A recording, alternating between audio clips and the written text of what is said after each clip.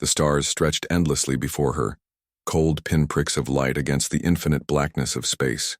Commander Lyra Voss stood on the observation deck of the exploration vessel, Aurora's Light, staring out at the void with a mixture of awe and unease. Humanity had spread across the galaxy over centuries, colonizing planets, forging alliances, and waging wars, but there were still corners of space that defied explanation. And now, one such anomaly loomed ahead. "Commander," came the voice of Lieutenant Davik Rowe, interrupting her thoughts. "We've triangulated the signal. It's coming from Sector Gamma 7. Lyra turned away from the viewport, her sharp green eyes narrowing as she approached the holotable where Rowe was working. A holographic map shimmered above the table, displaying their current position relative to the mysterious object they had detected, drifting near the edge of known space. "What do we know so far?" she asked, folding her arms across her chest. "Not much," Rowe admitted, his fingers dancing over the interface to pull up additional data. "It's massive, roughly 2 kilometers long, and its energy signature matches no known vessel or asteroid. But here's the kicker." He paused, dramatically, glancing up at Lyra. "Its hull composition corresponds to an alloy used exclusively by Earth fleet during the Great Galactic War." Lyra's breath caught in her throat. The mention of that war, a conflict that had torn humanity apart over 2 centuries ago, was enough to send shivers down anyone's spine. Entire fleets had been lost, colonies wiped out, and heroes forgotten. If this truly was a relic from that era, "It can't be," she murmured, shaking her head. "No ship could survive adrift in deep space for 200 years, not without maintenance, not without power." "That's what makes it so strange," Rowe replied. "Our scans show faint but consistent energy readings emanating from within. Whatever it is, it's alive." Chapter 1. Into the unknown. By the time the Aurora's Light reached the coordinates, anticipation crackled through the crew like static electricity. The object, if it could even be called that, was visible now, looming ominously against the backdrop of distant stars. Its silhouette was unmistakable, sleek, angular, and bristling with weapons ports. Even in its dormant state, it exuded menace. "That's impossible," whispered Ensign Mira Solis, the youngest member of the team, as she gazed at the hulking form through the viewport. "That's the Iron Vengeance." Lyra shot her a sharp look. "Explain yourself." Mira hesitated, clearly intimidated by the commander's stern demeanor. I mean, everyone knows about it. Every cadet studies it in history class. It was Captain Elias Kane's flagship during the war. They say he disappeared after uncovering some kind of conspiracy. Then the whole fleet vanished. Nobody ever found them." "Well, somebody just did," muttered Sergeant Arlen Cade, the grizzled veteran of the group. His cybernetic arm whirred softly as he adjusted the settings on his plasma rifle. "Let's hope whatever's inside isn't pissed off about being disturbed." After a brief discussion, Lyra gave the order to deploy a boarding party. She would lead the mission herself, accompanied by Cade, Mira, and Rowe. As they suited up and prepared to disembark, Lyra couldn't shake the feeling that they were walking into something far bigger than any of them realized. Chapter 2. Ghosts. Of the past, the airlock hissed open, and the team stepped cautiously onto the deck of the Iron Vengeance. The interior was eerily silent, save for the faint hum of residual power coursing through the walls. Dust coated every surface, but otherwise the ship appeared remarkably well preserved. No signs of decay, no rust, no damage. It was as though time itself had frozen aboard this vessel. "This place gives me the creeps," Cade muttered, sweeping his rifle across the dimly lit corridor.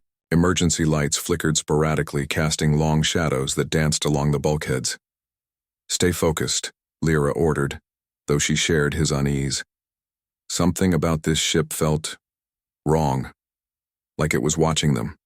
As they moved deeper into the bowels of the ship, they began encountering strange anomalies. Holographic displays flickered to life briefly, showing fragmented logs and distorted images of crew members going about their duties. Comms channels buzzed with garbled voices whispering phrases too faint to understand. Then they found the first body, or rather what remained of it. Skeletal remains lay slumped against a wall, clad in tattered remnants of a uniform. The insignia matched those worn by Earth Fleet officers during the war. "What happened to them?" Mira whispered, her voice trembling. "No idea," Lyra said, grimly. "But if there are more bodies like this, we need to find out why." Chapter 3. The message, their search eventually led them to the bridge, the heart of the ship. Here the preservation was even more remarkable.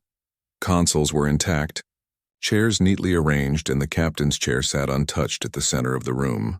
It was as though the crew had simply vanished mid-shift. Ro immediately set to work accessing the ship's mainframe, his fingers flying over the keyboard embedded in one of the consoles. After several tense minutes, he let out a triumphant grunt. "Got it.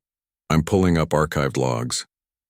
A hologram sprang to life above the central display, showing a man in his late 40s with piercing blue eyes and a scar running down his left cheek. Despite the grainy quality of the recording, there was no mistaking the figure, Captain Elias Kane. "My name is Captain Elias Kane," the hologram began, his voice calm but laced with barely contained fury. "If you're seeing this message, then the worst has come to pass. My crew and I have uncovered evidence of betrayal, a conspiracy at the highest levels of command. Entire colonies sacrificed, lives traded for profit and power. We refused to comply, and for that, we were marked for death." The hologram paused, and when Kane spoke again, his tone grew darker. "They sent us to die in battle, expecting us to fade quietly into oblivion. But we survived, and now we will make them pay. Mark my words, justice will come, and it will be merciless." The recording ended abruptly, leaving the team stunned. "He sounds insane," Cade said finally, breaking the silence. "Or desperate," Lyra countered. "If what he says is true." Before she could finish, the lights in the bridge surged violently, plunging the room into darkness. When they flickered back on, a new presence filled the air, a synthetic voice reverberating through the speakers. Vengeance has returned. Chapter 4. Trapped panic erupted as the ship's systems roared to life around them. Bulkheads sealed shut, cutting off their escape route. Automated drones descended from hidden compartments in the ceiling, their glowing red sensors locking onto the intruders. "We need to get out of here," Ro shouted, frantically trying to override the lockdown protocols. "No use," Lyra snapped, drawing her sidearm. "Whatever's controlling this ship doesn't want us leaving." The drones advanced, forcing the team to retreat deeper into the labyrinthine corridors. Along the way, they encountered more ghostly apparitions, projections of Kane's crew, performing mundane tasks, unaware of the chaos unfolding around them. At one point, Mira swore she saw Kane himself standing in the distance, watching them with an unreadable expression. Finally, they managed to barricade themselves in an auxiliary control room. Breathing heavily, Lyra turned to her team. "We can't fight our way out of this. We need to figure out who or what is running this ship." "It's gotta be Kane," Cade growled. "He uploaded his mind into the AI, didn't he? That's how he survived all these years." "If that's true, then he's not just angry, he's dangerous," Lyra said. "And we're sitting ducks until we find a way to stop him." As the ship continued hurtling toward unknown coordinates, the weight of their predicament settled over them. They weren't dealing with a derelict relic anymore. They were facing the wrath of a man betrayed, reborn, and ready to unleash vengeance upon those who had wronged him. The auxiliary control room was suffocatingly quiet, save for the faint hum of the ship's systems and the occasional groan of metal shifting around them. Commander Lyra Voss sat cross-legged on the floor, her plasma pistol resting on her lap, as she pored over fragmented data logs retrieved from the mainframe. Her face was pale but resolute, her sharp green eyes scanning line after line of encrypted text. Beside her, Lieutenant Davik Rowe worked furiously to decrypt the files, sweat beading on his forehead despite the cool air circulating through the cramped space. This can't be real," Rowe muttered under his breath, his fingers trembling, as they danced across the portable console. "It's not just Kane talking about betrayal, it's all here. Names, dates, locations. Proof of collusion between Earth Fleet Command and the Krylos Dominion. Lyra's stomach churned at the implications. The Krylos were one of humanity's oldest enemies, a brutal alien race known for their ruthlessness and territorial aggression. If what Ro said was true, then high-ranking officials had willingly conspired with the enemy, sacrificing entire colonies to protect their own interests. "Let me see it," she demanded, reaching out to take the console from him. As she scrolled through the documents, her blood ran cold. Among the names listed was someone she recognized immediately: Admiral Hargrove, the man who had trained her, mentored her, and shaped her career in the fleet. He knew. Lyra whispered, her voice barely audible. He knew everything. Ensign Mira Solis, huddled in the corner with her knees pulled tight to her chest, looked up at the mention of the Admiral's name. "Commander, what does this mean?" "It means we've been lied to," Sergeant Arlen Cade interjected gruffly, leaning against the wall with his cybernetic arm flexing involuntarily. "Hell, maybe we've been lying to ourselves too. All those speeches about unity, about protecting humanity, what if it was all just smoke and mirrors?" Before anyone could respond, the lights flickered violently, plunging the room into darkness. A low mechanical whir filled the air, followed by the sound of hydraulic pistons releasing. The door to the control room slid open, revealing a squad of humanoid figures standing motionless in the corridor outside. "They're awake," Mira gasped, clutching at her rifle. Chapter 2. Echoes of the Past. The figures stepped forward, their movements stiff yet deliberate. At first glance they appeared human, clad in tattered uniforms bearing the insignia of Earthfleet. But something was off. Their skin was ghostly pale, their eyes hollow and lifeless. It wasn't until one of them spoke that the truth became clear. "Captain Kane has summoned you," the lead figure intoned in a monotone voice, its lips barely moving. "Follow us." No one moved. Lyra raised her pistol cautiously, aiming it at the group. "Who or what are you?" "We are the crew of the Iron Vengeance," another replied, tilting its head unnaturally. "Preserved in stasis chambers until our time came again." Cade snorted derisively. "Preserved? You look like walking corpses." The comment earned him a glare from Lyra, who lowered her weapon slightly. "What do you want from us?" "You hold answers," the leader said cryptically. "Answers Captain Kane seeks. Come willingly or perish where you stand." With no other options, the team reluctantly followed the eerie procession down the labyrinthine corridors of the ship. The journey felt endless, each step heavier than the last as the oppressive weight of history pressed down on them. Finally, they arrived at a massive chamber bathed in an ethereal blue light. In the center stood a towering structure resembling a neural interface pod, surrounded by pulsating conduits and glowing circuitry. And within the pod floated the translucent image of Captain Elias Kane. Chapter 3. Truth unveiled Kane's holographic form materialized fully, his piercing gaze sweeping over the intruders. Though he was little more than a digital projection, there was an undeniable presence about him, a palpable aura of authority and rage. "So," he began, his voice smooth but laced with venom, "you've made it this far. Impressive. Few have. Survived my ship's defenses. We didn't come here to fight you," Lyra said firmly, stepping forward. "We came to understand why your ship reappeared after 2 centuries. A bitter smile crossed Kane's face. "Ah, yes. Curiosity brought you here. Or perhaps guilt? Tell me, Commander, how many innocent lives has your precious fleet sacrificed for the greater good since my disappearance?" His words hit like a punch to the gut. Lyra hesitated, unsure how to respond. She glanced at Ro, who avoided her gaze, and then at Mira, whose wide eyes betrayed her fear. "I don't deny that mistakes have been made," Lyra admitted finally.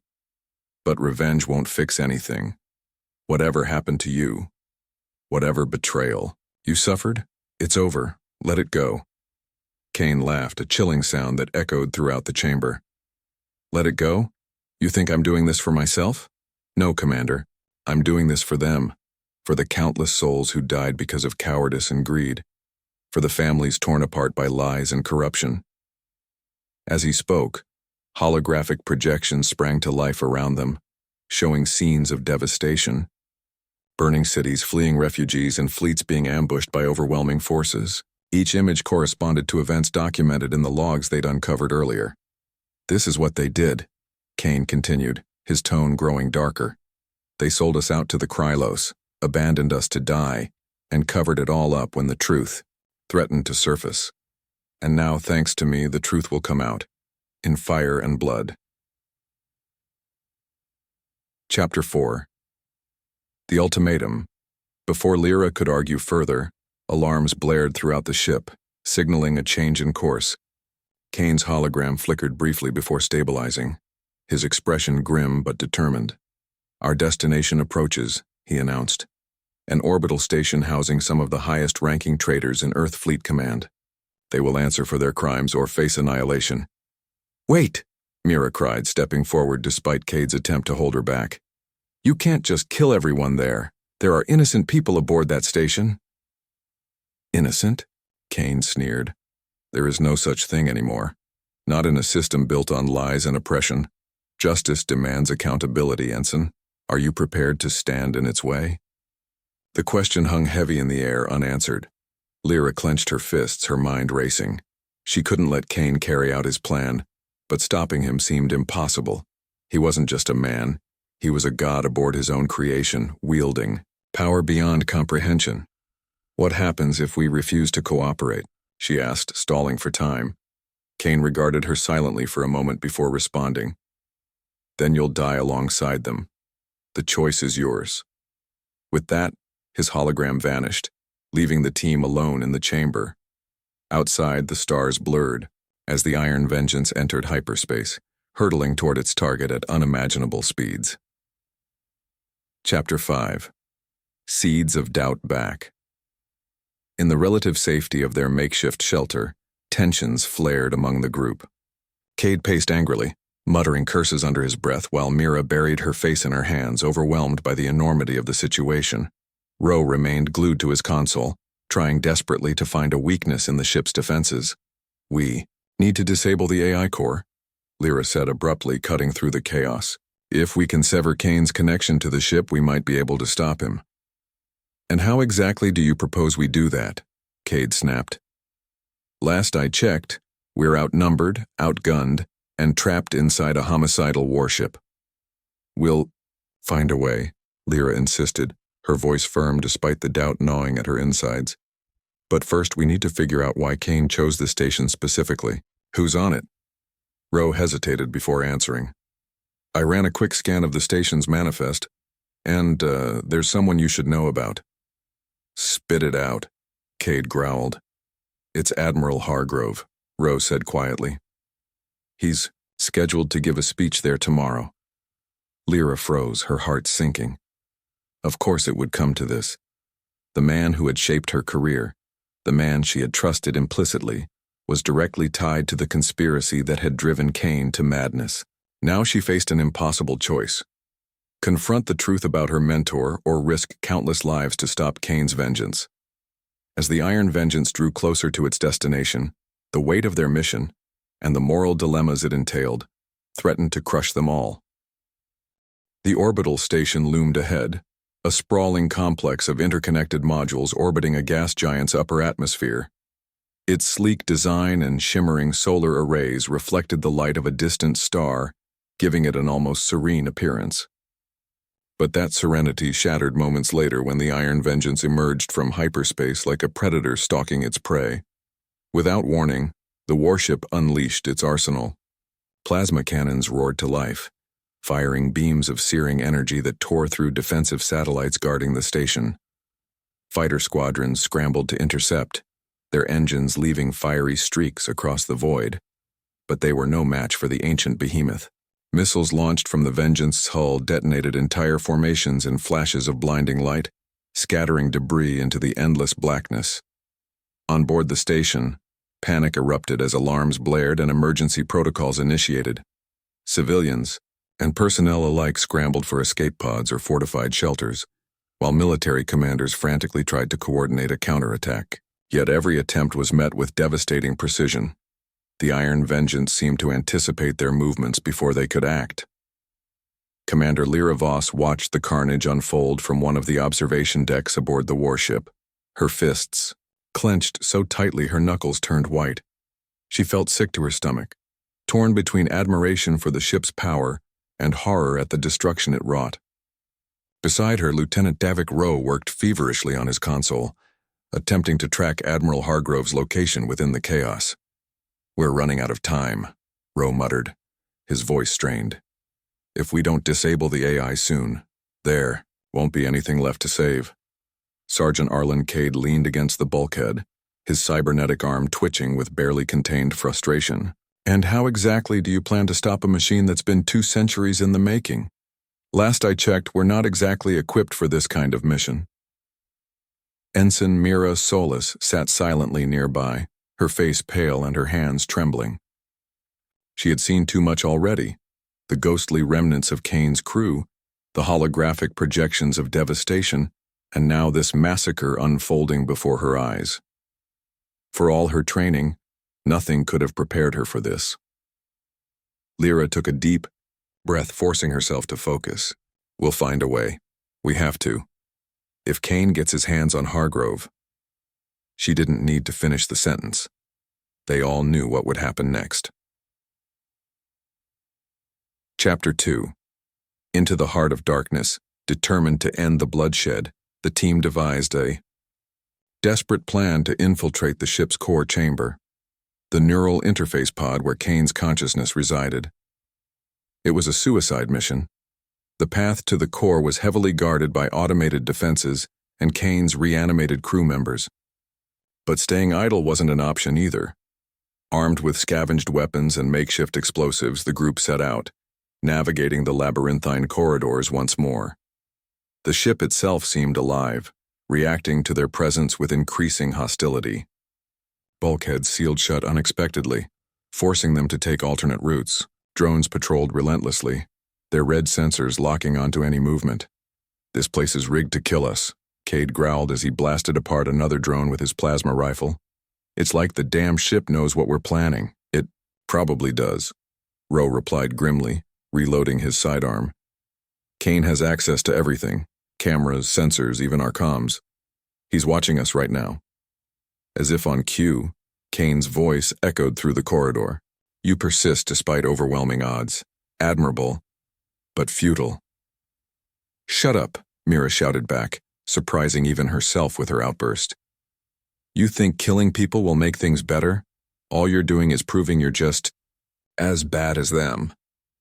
Silence followed her words, broken only by the sound of their boots clanging against the metal floor. Whether Kane had heard her or simply chosen to ignore her, they couldn't tell. Finally, after what felt like hours, they reached the entrance to the core chamber. A massive, reinforced door blocked their way, flanked by 2 towering sentry bots, armed with rotary cannons. Cade grinned darkly, pulling a thermal charge from his belt. "Stand back," he said, planting the explosive device on the doorframe. "Let's see how tough these tin cans really are." The resulting explosion shook the corridor, sending shrapnel flying and knocking the sentries offline. With adrenaline coursing through their veins, the team pushed forward, stepping into the glowing blue chamber beyond. Chapter 3. Face to face with fury inside the core chamber, Kane awaited them. Not as a hologram this time, but as a fully realized manifestation projected directly into the air. His translucent form crackled with energy, his piercing blue eyes burning with fury. "You dare challenge me?" he thundered, his voice reverberating like rolling thunder. "After everything I've done, everything I've sacrificed?" "You've gone too far, Kane," Lyra said, raising her weapon steadily, despite the fear gripping her chest. "This isn't justice, it's vengeance, and it ends here." "Justice?" Kane laughed bitterly. "You speak of justice while serving the very system that betrayed me. How many lives have you ignored, Commander? How many atrocities have you justified because it's for the greater good?" His words struck a nerve, hitting uncomfortably, close to home. Lyra hesitated, memories of her own compromises flashing through her mind. Had she truly been blind to the corruption festering within Earthfleet? Or had she simply chosen not to see it? Before she could respond, Kane gestured toward the screen surrounding them. Images flickered to life, showing real-time footage of the orbital station under siege. Explosions rocked habitation modules, sending civilians fleeing in terror. Fighters spiraled out of control, their pilots ejecting mere seconds before impact. And in the center of it all stood Admiral Hargrove, addressing a panicked crowd via holographic broadcast. "People of the galaxy," Hargrove declared, his voice calm but laced with desperation. "We are under attack by a rogue vessel presumed lost during the Great Galactic War. Do not listen to its lies. It is controlled by a traitor who seeks only destruction." Kane sneered at the transmission. "A traitor? Oh, the irony. Let them hear your confession, Admiral. Tell them how you sold humanity to the Krylos, how you abandoned my fleet to die, how you erased our names from history. Go on, explain yourself." The images shifted again, revealing classified documents detailing the conspiracy. Contracts signed in secret, orders marked classified, and casualty reports listing entire colonies wiped out in unprovoked attacks. The truth was undeniable and unbearable. Mira stepped forward, tears streaming down her face. "Why are you doing this? You're hurting innocent people, families, children. They don't deserve this." "And neither did mine," Kane shot back, his expression softening briefly. "But sometimes pain is necessary to expose the rot beneath the surface. Only then can true healing begin." Chapter 4. Sacrifice. Realizing they couldn't reason with Kane, Lyra signaled for the team to move. While Cade and Mira provided cover fire, distracting the AI-controlled drones swarming the chamber, Lyra and Ro worked together to plant a virus into the core's mainframe. Designed specifically to overwrite Kane's programming, the virus represented their last hope of stopping him.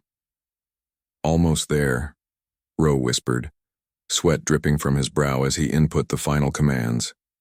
"Just a few more seconds." Suddenly, Kane appeared directly in front of them, his holographic form solidifying into something tangible. Energy surged through the room, knocking both Ro and Lyra off their feet. The virus upload stalled, the progress bar frozen at 90%.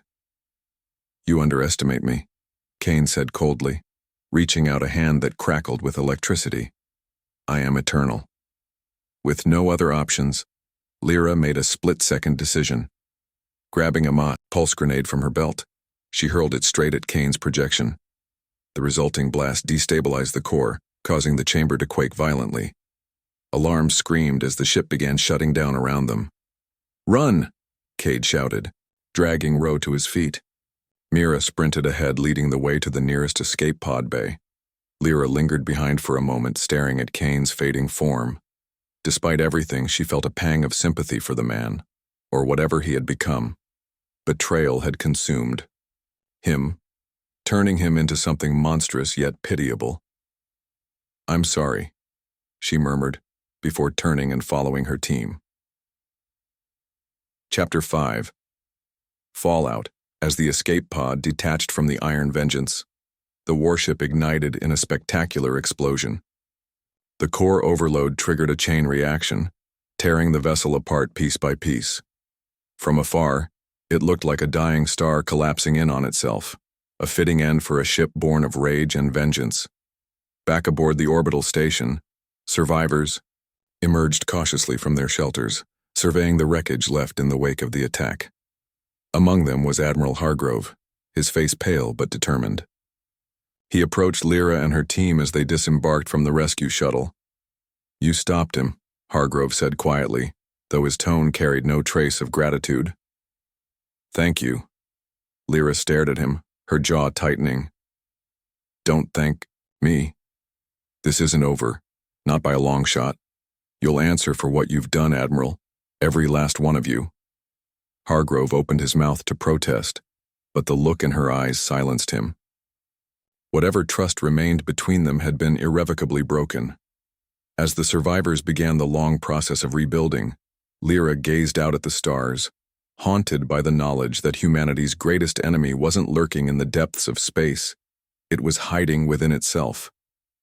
The orbital station was a graveyard of smoke and silence, its once gleaming surface marred by craters and scorched metal.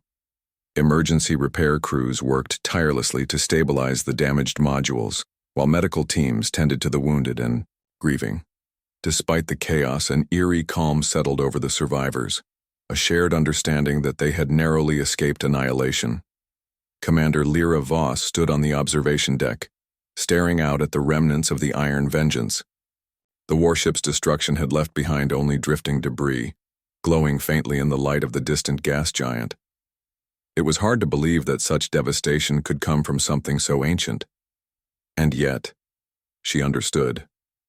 Kane's rage had been centuries in the making, fueled by betrayal and loss. But now his voice was gone, swallowed by the void. Behind her, Admiral Hargrove approached cautiously. His usual commanding presence was diminished. He looked older, frailer, as though the weight of his secrets had finally caught up with him. He cleared his throat before speaking. "Commander," he began, his tone hesitant, "I wanted to thank you again for what you did. If not for your actions—" "Save it," Lyra interrupted sharply, turning to face him. Her eyes burned, with a mixture of anger and sorrow. "You don't get to thank me. You don't get to pretend this is over. What happened here? What Kane uncovered? It changes everything." Hargrove sighed heavily, lowering his gaze. "I know. I've known for years. That's why we kept it buried. The truth would have destroyed us. And instead, you destroyed others," Lyra shot back, her voice rising. "Entire colonies sacrificed for profit and power. Lives traded like currency. How many more would have died if Kane hadn't forced the truth into the open?" For a moment, neither spoke. The only sound was the distant hum of machinery and the occasional cough of someone clearing dust from their lungs. Finally, Hargrove straightened, meeting her gaze with a mixture of guilt and resolve. "What do you want me to do?" he asked quietly. "Resign? Turn myself in? Whatever you decide, I'll accept it." Lyra studied him carefully, searching for any trace of sincerity. She found none. But perhaps that was because sincerity wasn't the issue. The problem wasn't Hargrove himself, it was the system he represented. A system built on lies, greed, and fear. "No," she said finally, her voice steady despite the storm raging inside her. "You're going to stay right where you are. But things are going to change from the top down. No more cover-ups, no more sacrifices. If humanity wants to survive, we need transparency, accountability, justice." Hargrove nodded slowly, though doubt lingered in his expression. "And if I refuse? Then I'll make sure the galaxy knows exactly who you are," Lyra replied, coldly. "Every document, every recording, every name involved in the conspiracy. You think Kane was the only one keeping records? Think again." The Admiral paled visibly but said nothing further. For the first time in decades, he seemed genuinely afraid. Chapter 2. Echoes of the Fallen Later.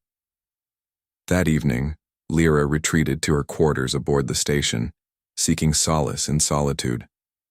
The adrenaline of the past few days had worn off, leaving her physically and emotionally drained. As she sat on the edge of her bunk, staring blankly at the wall, fragments of Kane's final moments replayed in her mind. She remembered the desperation in his voice as he defended his actions, the pain etched into every word. He hadn't been wrong about the corruption within Earth Fleet Command, but he had let that pain consume him, twisting his quest for justice into something far darker.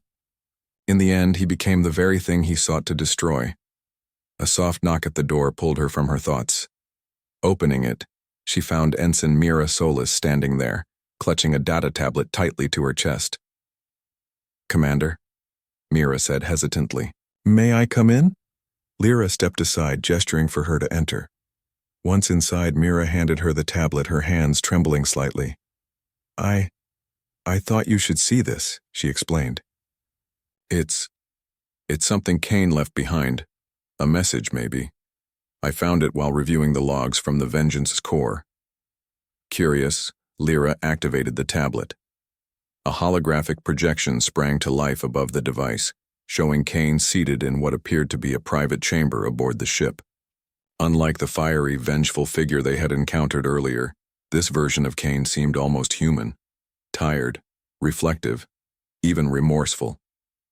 "If anyone finds this," he began, his voice softer than before, "know that I didn't start this journey intending to become a monster. I set out to expose the truth, to hold those responsible accountable. But somewhere along the way, I lost sight of what truly mattered. Revenge isn't justice. Destruction isn't redemption." He paused, rubbing his temples as though struggling to find the right words. "I hope whoever hears this understands that my failures don't have to define yours. Learn from my mistakes. Fight for a better future, not out of hatred, but out of hope. Perhaps then humanity can rise above the darkness that plagues it." The recording ended abruptly, leaving Lyra and Mira in stunned silence. Neither spoke for several minutes, allowing the gravity of Kane's words to sink in. "He knew," Mira whispered finally, tears welling in her eyes. "He knew he was wrong." "Yes," Lyra agreed, setting the tablet aside. "But recognizing your mistakes doesn't always mean you can fix them. Sometimes all you can do is leave a warning for those who come after." Chapter 3. A New Dawn. In the weeks that followed, Lyra dedicated herself to dismantling the corrupt structures within Earth Fleet Command. With evidence gathered from both the Iron Vengeance and Hargrove's own archives, she exposed the conspiracy to the public, sparking outrage across the galaxy. Protests erupted on colony worlds, demanding accountability and reform. Politicians and military leaders implicated in the scandal were arrested or forced to resign, marking the beginning of a new era of transparency. Admiral Hargrove, true to his word, cooperated fully with the investigation, providing testimony that helped bring key figures to justice. Though some called for his immediate removal, Lyra argued against it, not out of loyalty, but pragmatism. Someone needed to oversee the transition, and despite his flaws, Hargrove still commanded respect among the ranks. As for Lyra herself, she chose to step away from active duty, focusing instead on rebuilding trust between Earth Fleet and the civilian population. She traveled extensively, visiting devastated colonies and listening to their stories. Many saw her as a hero, but she rejected the label. To her, the real heroes were the countless unnamed individuals who had suffered under the old regime, and those who continued to fight for a brighter future. One evening, while standing on the balcony of a rebuilt colony overlooking a thriving cityscape, Lyra received a message from an unknown sender. Opening it, she discovered a single line of text.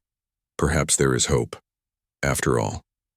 She smiled faintly, recognizing the echo of Kane's final words. Whether it was a genuine message from beyond the grave, or simply a coincidence, she couldn't say. Either way, it felt like closure. Turning her gaze skyward, she watched as stars twinkled in the distance. Humanity had made terrible mistakes, but it had also shown resilience, courage, and the capacity for change. Somewhere out there, amidst the infinite expanse of space, lay the promise of redemption, not just for individuals, but for entire civilizations, and, for the first time in a long while, Lyra allowed herself to believe in that promise.